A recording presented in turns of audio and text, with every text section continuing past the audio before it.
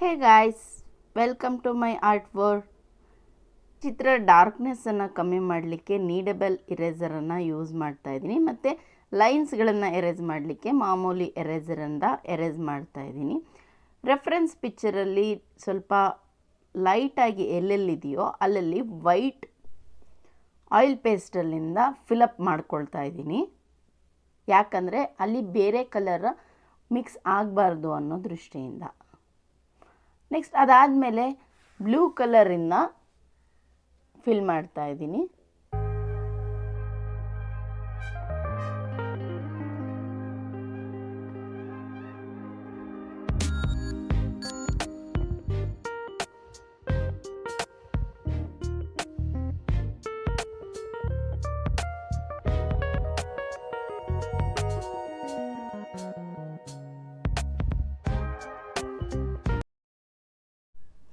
ಈ ಡ್ರಾಯಿಂಗ್ ನಾನು ಹೋಳಿ ಹಬ್ಬದ ಪ್ರಯುಕ್ತ ಮಾಡ್ತಾ ಇರೋದ್ರಿಂದ ಇದರಲ್ಲಿ ತುಂಬಾ ಕಲರ್ಸ್ ಬರ್ತಾ ಇದೆ.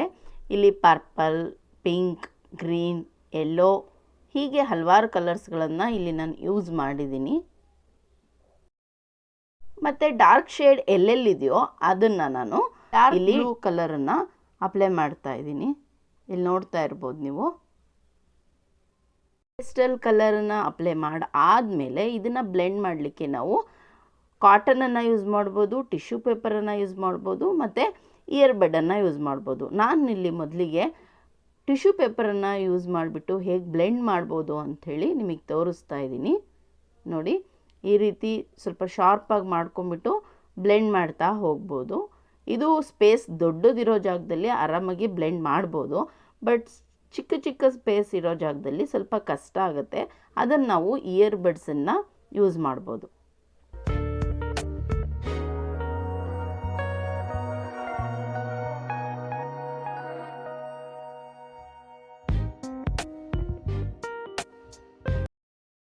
ಆಯಿಲ್ ಪೇಸ್ಟನ್ನು ಎಲ್ಲ ಸ್ಪೇಸಲ್ಲೂ ನಾವು ಮಾಡಲಿಕ್ಕಾಗೋದಿಲ್ಲ. ಚಿಕ್ಕ ಚಿಕ್ಕ ಸ್ಪೇಸ್ ಇರೋ ಜಾಗದಲ್ಲಿ ನಾವು ಕಲರ್ ಪೆನ್ಸಿಲನ್ನು ಯೂಸ್ ಮಾಡಬೇಕಾಗತ್ತೆ. ಇಲ್ಲಿ ಐಬ್ರೋಸ್, ಐಸ್, ನೋಸ್ ಇಂಥ ಕಡೆಗಳಲ್ಲಿ ನಾನು ಪೆನ್ಸಿಲನ್ನು ಯೂಸ್ ಮಾಡ್ತಾ ಇದ್ದೀನಿ, ಕಲರ್ ಪೆನ್ಸಿಲ್.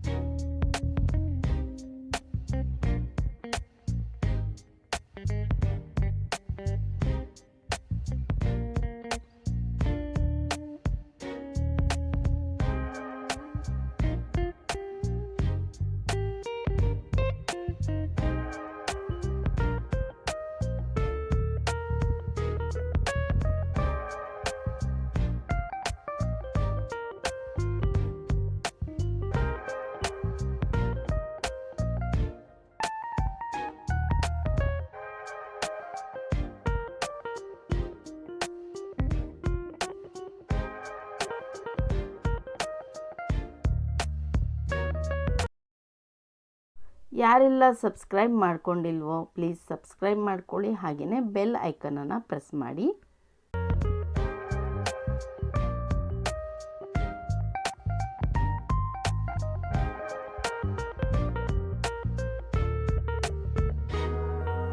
ಹೇರ್ ಪಾರ್ಟನ್ನು ನಾನು ಡ್ರಾ ಮಾಡಲಿಕ್ಕೆ ಮೊದಲು ಬ್ಲೂ ಕಲರನ್ನು ಅಪ್ಲೈ ಮಾಡಿದ್ದೀನಿ.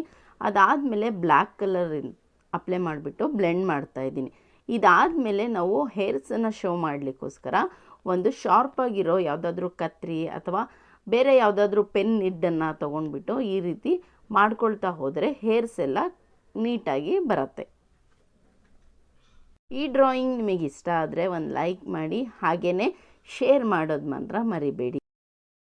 ಮುಂದಿನ ವಿಡಿಯೋದಲ್ಲಿ ನೀವು ಯಾವ ಡ್ರಾಯಿಂಗನ್ನು ನೋಡಲಿಕ್ಕೆ ಇಷ್ಟಪಡ್ತೀರಾ ಅಂತ ಕಮೆಂಟ್ ಮೂಲಕ ತಿಳಿಸಿ. ಅದೇ ಡ್ರಾಯಿಂಗನ್ನು ಮಾಡ್ತೀನಿ.